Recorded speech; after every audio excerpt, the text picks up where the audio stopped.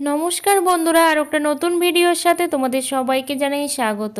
আজকেও নিয়ে চলে এসেছি বেশ কিছু ছোটোখাটো টিপস, যেগুলো জানা থাকলে তোমাদের কিন্তু অনেক প্রয়োজনে আসবে। প্রথম যে টিপসটি তোমাদের সাথে শেয়ার করব, আজকে কিন্তু কোনো রকম ছুরি কাঁচি দা বটি ছাড়াই কিন্তু আমি শাক কাটবো। তো শাক কাটার জন্য কিন্তু এখানে আমি পালং শাক নিয়েছি, তোমরা কিন্তু যে কোনো শাক নিতে পারো। তো তাদের কিন্তু কোনো রকম সমস্যা হবে না, আর খুব সহজে আর অল্প সময়ের মধ্যেই কিন্তু তোমরা শাকগুলোকে কেটে ফেলতে পারবে।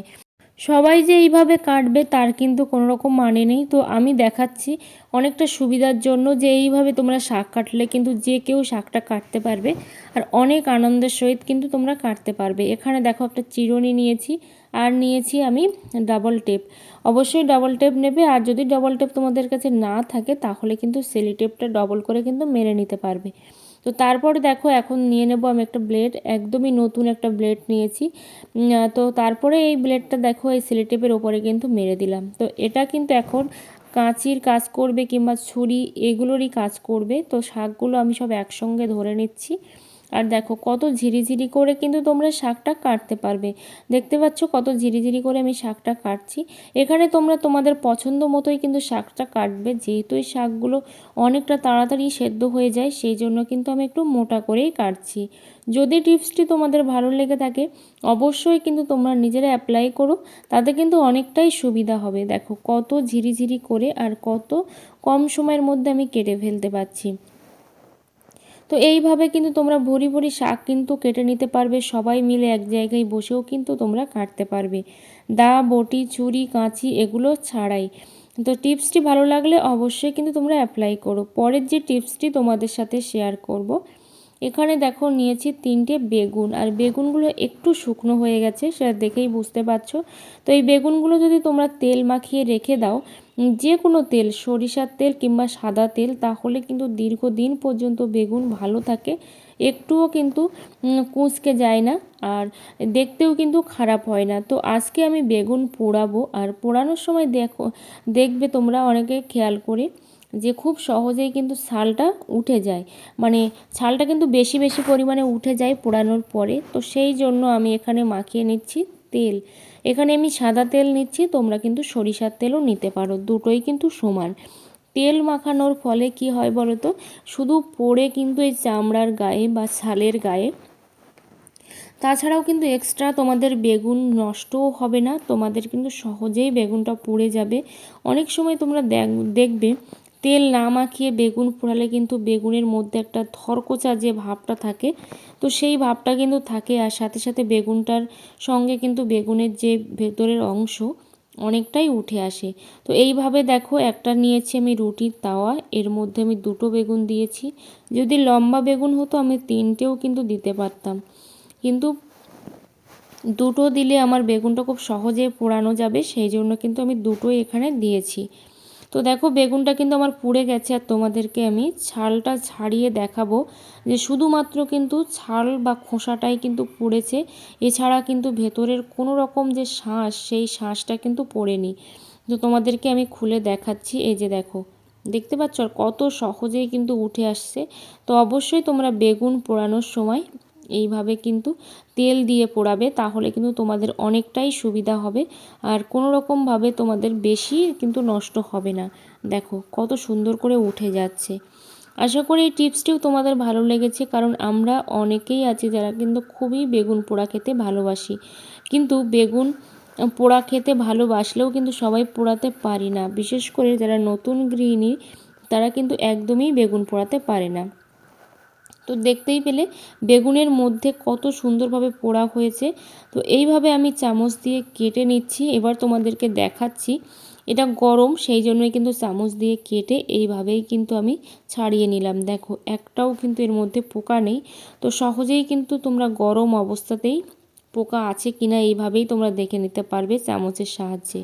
দেখতে পাচ্ছ কত সুন্দর করে আমি কিন্তু কেটেও ফেলতে পারছি গরম অবস্থাতেও, কোনো রকম সময় নষ্ট করার কিন্তু দরকার নেই, কারণ হাত দিয়ে কাটতে গেলে বা হাত দিয়ে ছাড়াতে গেলে কিন্তু অনেকটাই সময় নষ্ট হতো, সেই সময়টা কিন্তু আর তোমাদের নষ্ট হবে না।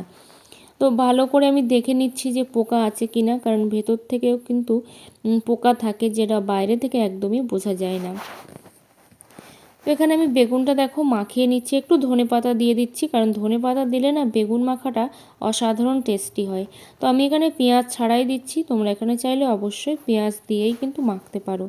তো এইভাবে ধনেপাতা দিয়ে যদি বেগুন মাখা খাওয়া যায় না, বেগুন মাখাটা না অনেকটাই টেস্টি হয়। ভাজা লঙ্কা খেতে কিন্তু আমরা অনেকেই ভালোবাসি, কিন্তু অনেকটা ভাজা লঙ্কা যখন আমরা একসঙ্গে ভেজে রাখি তাহলে কি হয় বলো তো, ভাজা লঙ্কাটা না নরম হয়ে যায়, খেতে ভালো লাগে না, ফেলে দিতে হয়। কিন্তু আমি যেভাবে ভাজা লঙ্কাটা রাখবো তাতে করে কিন্তু একটুও ভাজা লঙ্কা নষ্ট হবে না, একদম লাস্ট অবধি, মানে যতক্ষণ না শেষ হচ্ছে ততক্ষণ কিন্তু একেবারেই মচমচে থাকবে।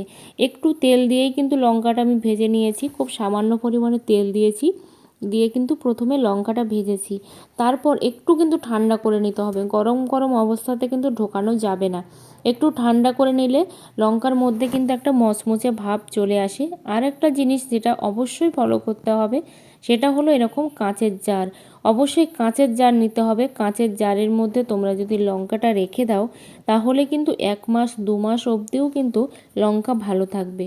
কিন্তু একটা জিনিস তোমরা লক্ষ্য করে দেখবে যে কাঁচের জারটা যেন ভালো হয় বা এয়ারটাইট হয়, কোনো রকম যেন ঢাকনাটা ঢিলা না থাকে, তাহলে কিন্তু হাওয়া ঢুকে লঙ্কাগুলো নষ্ট হয়ে যাবে। সেই জন্য অবশ্যই তোমরা চেষ্টা করবে এইভাবে কাঁচের জার ব্যবহার করতে, আর অবশ্যই একদম টাইট করেই কিন্তু রেখে দেবে।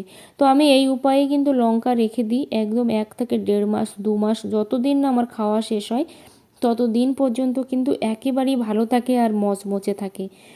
পরের যে টিপসটি তোমাদের সাথে শেয়ার করব, এখন দেখো নতুন আলুর সময়, আর নতুন আলু মানেই কিন্তু আমাদের ছাড়ানোর ঝামেলাটা কিন্তু অনেকটাই বেড়ে যায়, কারণ এই আলুর খোসা এতটাই পাতলা হয় আমরা সহজেই কিন্তু ওঠাতে পারি না। তো এখানে একটা চা ছাঁকনির সাহায্যেই কিন্তু আমি আলুগুলোকে ছালিয়ে নেব।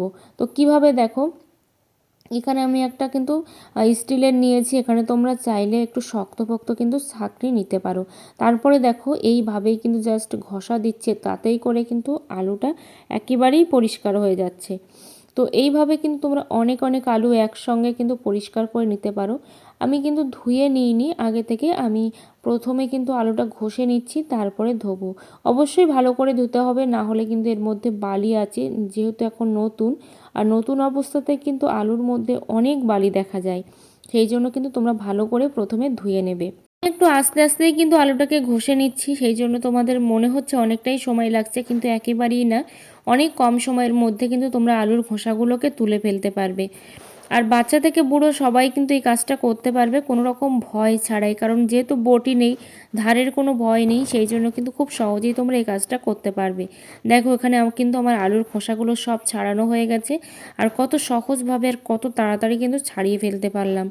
পরের যে টিপসটি তোমাদের সাথে শেয়ার করব, দেখো এখানে আছে বেগুনের যে বোঁটা। তো বেগুনের বোঁটা তো আমরা সচরাচর ফেলে দিই, আর আমরা অনেকেই আছি যাদের বাড়িতে কিন্তু এরকম টাইপের যে অয়েল ব্রাশ, সেই অয়েল ব্রাশটা নেই। তো তোমরা কিন্তু বেগুনের খোসা দিয়েই অয়েল ব্রাশ করে নিতে পারো খুব সহজে। দেখো অয়েল ব্রাশ করে নিলাম, আলাদা করে কিন্তু আর টাকা দিয়েও কিনতে হলো না, আর এইভাবে সহজেই কিন্তু আমি পিঠেগুলোকে বানিয়ে নিতে পারবো বা রুটি বানিয়ে নিতে পারবো। দেখো কত সহজভাবে, আর কড়াইটা কত সুন্দর হয়েছে দেখেছো। ভিডিওটা ভালো লাগলে অবশ্যই লাইক কমেন্ট করে দিও।